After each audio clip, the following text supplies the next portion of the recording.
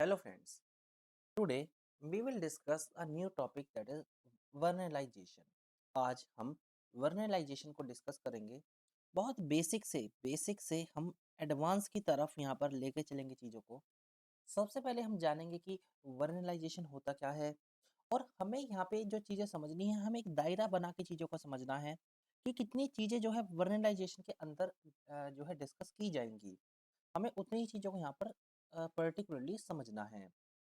ठीक है, सबसे पहले हम स्टार्ट करते हैं कि वर्नलाइजेशन का मतलब क्या होता है, यानी इसका एक मतलब क्या है। अगर हम इसकी वर्नलाइजेशन की बात करें तो ये कहा जाता है कि पर्टिकुलरली इसमें हम क्या कर रहे हैं, हम यहाँ पे फ्लावरिंग को इंडक्शन कर रहे हैं, यानी हम क्या कर रहे हैं, फ्लावर को क्या कर रहे हैं, उसका इंडक्शन कर रहे हैं कि फ्लावर ग्रो कर जाए। ठीक है, या ये कहा जाता है कई बार वर्नलाइजेशन के टाइम पे ये भी कहा जाता है कि हम क्या कर रहे हैं, स्प्रिंग कंडीशन को बुलाने की कोशिश कर रहे हैं। हम स्प्रिंग कंडीशन को बुलाने की कोशिश कर रहे हैं और यही सेम टर्म आपका प्रीवियस ईयर क्वेश्चन है, यही पूरी टर्म आपकी उठ के आई थी। What is mean by term spring condition. Spring condition का मतलब क्या होता है, तो स्प्रिंग कंडीशन का मतलब है कि आपका वर्नलाइजेशन, पर्टिकुलरली वर्नलाइजेशन को ही हम क्या कहते हैं, हम यहाँ पर दैट इज स्प्रिंग कंडीशन हम यहाँ पर इसे कहते हैं। बहुत बहुत ज़्यादा ज़रूरी है, क्वेश्चन आ चुका है और ये क्वेश्चन आपका दोबारा भी आपको ऐसा ही क्वेश्चन देखने को मिल सकता है। ठीक है, देखिए, अब हम और आगे चीज़ों को समझने की धीरे-धीरे और कोशिश करते हैं। आगे यहाँ पे क्या लिखा है कि वर्नलाइजेशन के बारे में हमने यहाँ तक जान लिया है। आगे अगर हम यहाँ पे देखें तो आगे यहाँ पे बोला गया है, दैट इज़ यहाँ पे लिखा है कि वर्नलाइजेशन एक इंडक्शन है किसका, प्लांट के फ्लावरिंग का। प्लांट के फ्लावरिंग का क्या है, एक तरीके का ये इंडक्शन है कि हम प्लांट पर फ्लावर को ग्रो कराना चाहते हैं। और कई बार होता क्या है, हम कुछ आर्टिफिशियल कंडीशन प्रोवाइड करा के, आर्टिफिशियल कंडीशन प्रोवाइड करा के कई बार जो है हम कोशिश करते हैं कि क्या हो जाए, दैट इज वर्नलाइजेशन हो जाए। इसमें जो बहुत महत्वपूर्ण टर्म है, बहुत इंपॉर्टेंट टर्म है, वो हमने डिस्कस कर ली है। दो टर्म हमने यहाँ पे डिस्कस की हैं। पहली जो डिस्कस की है हमने, वो की है दैट इज कि इसे क्या बोला जाता है, इसे स्प्रिंग कंडीशन बोला जाता है, स्प्रिंग कंडीशन बोला जाता है। ये डिस्कस हमने करा है। और दूसरी चीज़ हमने क्या डिस्कस कर ली है कि इसमें हम क्या देखते हैं, हम यहाँ पे फ्लावरिंग का इंडक्शन देखते हैं कि हमारे प्लांट पे क्या आ जाए, फ्लावर आ जाए, यानी फ्लावरिंग का इंडक्शन भी हम यहाँ पर देखते हैं। अब क्वेश्चन जो यहाँ से बनता है वो हिस्ट्री पे जरूर बनता है इसकी, कि इसकी हिस्ट्री क्या रही है, क्या इसकी हमें हिस्ट्री देखने को मिली है। अगर मैं इसके हिस्ट्री की बात करूं, अगर मैं इसके हिस्ट्री की बात करता हूं, तो यहाँ पे एक पर्सन थे जिनका नाम था John Hancock. John Hancock person थे जिन्होंने ये देखा था कि कहीं ना कहीं मुझे लो टेम्परेचर की बहुत ज़्यादा ज़रूरत है, लो टेम्परेचर की बहुत ज़्यादा ज़रूरत है। अगर हम क्या करना चाहते हैं, अगर हम फ्लोवरिंग करना चाहते हैं तो, अगर हम फ्लोवरिंग करना चाहते हैं। और क्वेश्चन इससे भी पूछा जा चुका कि कौन से प्लांट में, कौन से प्लांट में ये चीज़ इन्होंने देखी थी, कौन से प्लांट में इन्होंने ये चीज़ को देखा था। तो साफ साफ हमें ये बात पता है कि इन्होंने ये चीज़ वीट में देखी थी। ये चीज़ इन्होंने कहाँ देखी थी, वीट के अंदर ये चीज़ इन्होंने देखी थी। ये जो है हमारे लिए बहुत बहुत ज़्यादा ज़रूरी है और यही चीज़ हमें यहाँ पर जो थी समझनी थी। मैं उम्मीद करता हूँ कि इतनी चीज़ आपको समझ में आ चुकी होगी। हमने 2 चीज़ अभी तक जानी है। पहला जाना है कि वर्नलाइज़ेशन जो है, वो हमें कहाँ देखने को मिलता है, वो पर्टिकुलरली है क्या चीज़, हमने जाना है क्या चीज़ वो, तो एक तरीके का फ्लावरिंग होना, फ्लावरिंग का इंडक्शन होना, तो हम वर्नलाइज़ेशन कहते हैं। दूसरा हमने ये जाना कि वर्नलाइज़ेशन जो है आपका, वो हमें कहाँ देखने को मिलता है, जो है सबसे पहले किसने वो देखा था, तो आपका जो पर्सन का नाम क्या था वो हमने जान लिया, दैट इज़ जॉन हैनकॉक ने ये चीज़ देखी थी। कौन-सा प्लांट में ये चीज़ उन्होंने जो है देखी थी, कौन-सा प्लांट था जिन्होंने जिसमें सबसे पहली बार ऑब्ज़र्व किया गया, तो दैट इज़ वो आपका क्या था, वो आपका विंटर व्हीट था और आपका स्प्रिंग व्हीट था। क्वेश्चन इतने डीप में नहीं जाएगा, वो आपसे सीधा ये पूछेगा कि कौन से, कहाँ कौन से प्लांट में देखा गया था, तो आपको वहाँ पे यही लगाना कि वीट में हमने जो है ये चीज़ को देखा था। ये चीज़ आपको यहाँ तक समझनी है। ठीक है, अब हम और आगे चलते हैं और चीज़ों को समझने की कोशिश हम यहाँ पर करते हैं। देखिए, अगर यहाँ पे मैं बात करूँ तो आगे यहाँ पे लिख रखा है इन्होंने, आगे इन्होंने साफ-साफ ये चीज़ को लिखी है कि इससे आगे भी लगातार लोग आते रहे। एक पर्सन आए थे जिनका नाम था that is P that is P Chouard. P Chouard क्या कहना चाहते थे? इन्होंने कहा था कि हम क्या कर रहे हैं, बहुत सिंपल है कि हम फ्लावर इंड्यूस करना चाहते हैं। हमारा मेन एम है कि हमें क्या करना है यहाँ पे फ्लावर को इंड्यूस करना है। फ्लावर को इंड्यूस यहाँ पर करना है। और फ्लावर इंड्यूस करना है तो हम इसे कैसे कर सकते हैं? इसके लिए सबसे ईज़ी मेथड जो उन्होंने बताया, उन्होंने ये कहा कि आप एक काम कीजिए, बस आप क्या कर दीजिए, एक कोल्ड कंडीशन हमें यहाँ पर दे दीजिए, चिली कंडीशन, ठीक है? तो ये चीज़ हमने पर्टिकुलरली जाना है, ये चीज़ हमने यहाँ पे देखी है, ठीक है? तो मैं उम्मीद करता हूँ कि अब आपको चीज़ें समझ में अच्छी तरीके से आ गई होंगी और अच्छी तरीके से चीज़ें आपने यहाँ पर समझी भी होंगी, ठीक है? देखिए, अब हम और आगे चलते हैं और चीज़ों को समझते हैं। अब हम बात करेंगे वर्नलाइज़ेशन के टाइप्स। टाइप्स के बारे में यहाँ पर देखेंगे। देखिए, सबसे पहली बात आता है, सबसे पहला है आपका फैकल्टेटिव फैकल्टेटिव वर्नलाइज़ेशन। फैकल्टेटिव बहुत ज़्यादा इम्पोर्टेंट है। क्यों इम्पोर्टेंट है? ये इसलिए भी इम्पोर्टेंट है कि पर्टिकुलरली ये आपको देखने को मिलेगा जब लोअर टेम्परेचर हम करते हैं। लोअर टेम्परेचर लोअर टेम्परेचर जब हम करते हैं, तब हमें जो है ये चीज़ जो है हमें देखने को मिलती है, ठीक है? और सबसे इम्पोर्टेंट बात क्या है कि अगर इसका जो एग्ज़ाम्पल है, देखिए एग्ज़ाम्पल इसका आ चुका है पेपर में, इसका एग्ज़ाम्पल है that is winter annual triticale. अब आप मुझे ये बताओगे कमेंट बॉक्स में नीचे कमेंट करोगे कि ट्रिटिकेल जो है, ये साइंटिफिक नेम है, किसका साइंटिफिक नेम है? ये चीज़ आपको बतानी है। ये आपको पर्टिकुलरली यहाँ पे चीज़ें बतानी हैं, ठीक है? अब मैं उम्मीद करता हूँ कि यहाँ तक चीज़ें आपको बहुत अच्छी तरीके से जो है समझ में आ गई होगी, ठीक है? चलिए अब और आगे चलते हैं और चीज़ों को अच्छी तरीके से यहाँ पर समझने की हम यहाँ पर कोशिश करेंगे, ठीक है? देखिए, अगर हम यहाँ पे बात करें तो इन्होंने यहाँ पे क्या बोला है, दूसरा है ऑब्लिगेटिव ऑब्लिगेटिव वर्नलाइजेशन। इसका मतलब क्या है? यहाँ पे हमने क्या पढ़ता है कि हमें यहाँ पे क्या करना पड़ेगा, लो टेम्परेचर देना ही पड़ेगा, मस्ट लिखा है यहाँ पे, मस्ट देना पड़ेगा, वो भी काफ़ी समय के लिए यानी डिज़ायर्ड टाइम के लिए। फैकल्टेटिव में क्या है कि आपने बस एक बार एक्सपोज़ करा दिया कि यहाँ पे आपने लोअर टेम्परेचर दे दिया। लेकिन अगर हम बात कर रहे हैं ऑब्लिगेटिव की, तो आपको यहाँ पर क्या करना पड़ेगा, लंबे समय के लिए आपको यहाँ पर लो टेम्परेचर देना पड़ेगा। ये चीज़ हमें यहाँ पर समझ में आई है। तो मैं उम्मीद कर रहा हूँ कि अब आपको चीज़ें अच्छी तरीके से समझ में आ रही होंगी। चलिए आगे चलते हैं और चीज़ों को समझने की जो है हम यहाँ पर कोशिश करते हैं। देखिए, आगे इन्होंने क्या लिखा है, आगे इन्होंने जो लिखा है दैट इज़ आगे लिखा है कि वर्नलाइज़ेशन की साइट कौन-सी होती है?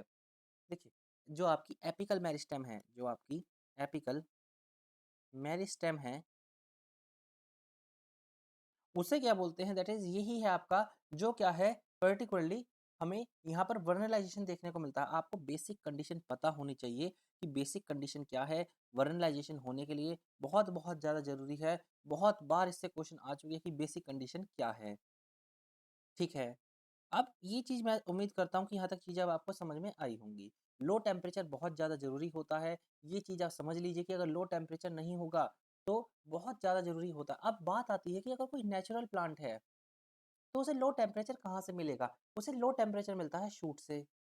शूट से उसे लो टेम्परेचर मिल जाता है और जिस वज़ह से उसमें वर्नलाइज़ेशन आराम से हो जाती है। मैं उम्मीद करता हूँ कि अब यहाँ तक आपको कोई भी कन्फ्यूज़न यहाँ तक नहीं हो रही होगी, क्योंकि हम बहुत अच्छी तरीके से यहाँ पर चीज़ों को समझने की कोशिश कर रहे हैं कि किस तरीके से हमें यहाँ पे चीज़ों को समझना है। चलिए, मैं उम्मीद करता हूँ कि अब आपने अच्छी तरीके चीज़ों को समझा होगा। अब हम आगे चलते हैं। हमने वर्नलाइज़ेशन के बारे में ये समझ लिया, लो टेम्परेचर हमें चाहिए। सेकंड हमने समझा कि पर्टिकुलरली सेकंड जो चीज़ हमने समझी है वो ये समझी है कि अगर आपको वर्नलाइजेशन चाहिए तो उसमें आपको लोड उसमें 2 तरीके के होते हैं, फैकल्टेटिव भी होता है, जहाँ पे बस आपको एक बार एक्सपोज़ कराना है। जहाँ पे आपको क्या कराना है, बस एक बार एक्सपोज यहाँ पर कराना है, वो भी किससे कराना है, दैट इज लो टेम्परेचर से। लो टेम्परेचर से आपको यहाँ पे एक्सपोज कराना है। ठीक है, मैं उम्मीद करता हूँ यहाँ तक अब चीज़ें आपको समझ में आई होंगी। ठीक है, अब देखिए आगे चलते हैं।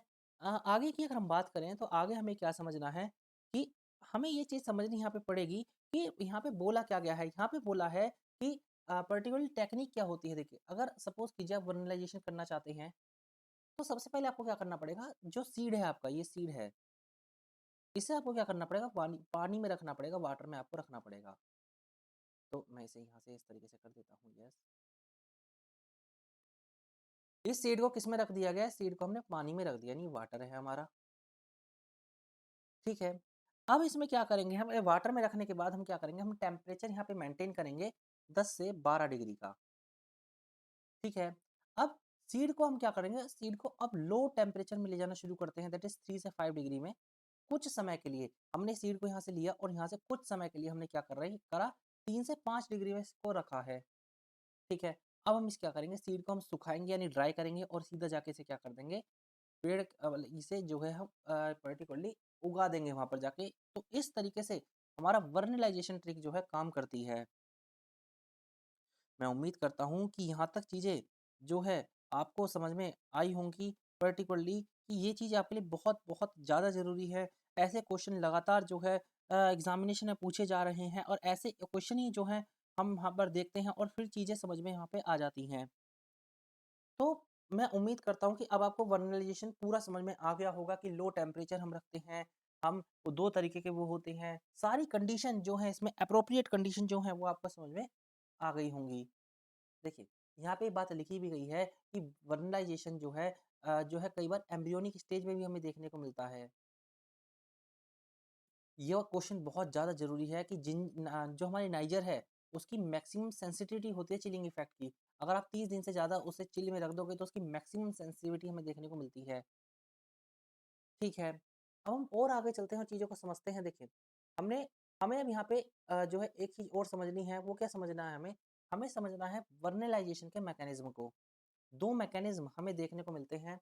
एक है hypothesis of hormonal involvement and second है hypothesis of particularly phasic development. क्या है चीज़? एक-एक करके चीज़ों को समझते हैं। देखिए, वर्नलाइजेशन एक स्टिमुलस होता है, एक नाम है वर्नलाइजेशन स्टिमुलस। ये क्या है? इसमें क्या बोला जाता है, ये एक तरीका स्टिमुलस की तरह काम करता है। मतलब ये कहीं न कहीं वर्नलाइजेशन को हेल्प करता है होने में। ये चीज़ यहाँ पे पर्टिकुलरली बोली गई है कि वर्नलाइजेशन को होने में मदद कर रहा है ये पर्टिकुलर चीज़। तो मैं उम्मीद करता हूँ कि यहाँ तक चीज़ आपको अच्छी तरीके से समझ में आई होंगी। ठीक है, अब कुछ फैक्टर्स आ जाते हैं, कौन-कौन से फैक्टर हैं जो वर्नलाइजेशन को अफेक्ट करते हैं। पहला फैक्टर है आपका वाटर एंड ऑक्सीजन, सबसे इंपॉर्टेंट फैक्टर है, ये भी कहीं न कहीं मदद करता है वर्नलाइजेशन होने में और बहुत ज़्यादा इंपॉर्टेंट फैक्टर ये आपका माना जाता है, यानी बहुत ज़्यादा ये फैक्टर हमें इंपॉर्टेंट यहाँ पर ही देखने को मिलता है। दूसरा फैक्टर है आपका टेम्परेचर, टेम्परेचर भी बहुत ज़्यादा ज़रूरी है क्योंकि हमें टेम्परेचर तो जो है लो रखना पड़ेगा। कम से कम आप टेम्परेचर रखोगे तो 10 से 12 डिग्री टेम्परेचर आप रखते हो, ये टेम्परेचर रहता है। सीधा है कि अगर आप कोई सीड अगर वर्नलाइज़्ड हो गया यानी उसमें फ्लावर अगर उग गया और आपने उसे दोबारा हीट दे दी जाके, अगर आपने उसे हीट दे दी यानी हाई टेम्परेचर उसका कर दिया, तो वो अपनी वर्नलाइजेशन को लूज़ कर देगा। ये चीज़ आपको पर्टिकुलरली चीज़ें समझनी पड़ेंगी। ये चीज़ एंड यही चीज़ हमने जो है यहाँ पर समझी है। तो मैं उम्मीद करता हूँ कि यहाँ तक चीज़ आपको बहुत अच्छी तरीके से समझ में आई होंगी। वर्नलाइजेशन बहुत ज़्यादा ज़रूरी है, बहुत ही ज़्यादा, क्योंकि ये इसलिए भी ज़रूरी है कि पर्टिकुलरली इसलिए भी ये ज़रूरी हमें देखने को मिल जाता है कि यहाँ पे हमें चीज़ें और अच्छी तरीके से क्लियर हो चुकी हैं। चलिए अब हम आगे चलते हैं। आगे क्या यहाँ पे लिखा है, तीसरा 3 फैक्टर में पढ़ लिए, फोर्थ है इफेक्ट ऑफ लाइट। जी हाँ, लाइट का भी बहुत ज़्यादा इफेक्ट पड़ता है वर्नलाइजेशन के ऊपर। और लास्ट है हमारा effect of hormone. Effect of hormone का भी हमारे इसमें बहुत ज़्यादा जो है हमें असर देखने को मिलता है, यानी हार्मोन का भी जो है बहुत ज़्यादा असर जो है हमें देखने को मिलता है। ठीक है, तो मैं उम्मीद करता हूँ यहाँ तक चीज़ें आपको समझ में आई होंगी। 5 इफेक्ट हमने इसमें अभी तक पढ़े हैं। ठीक है।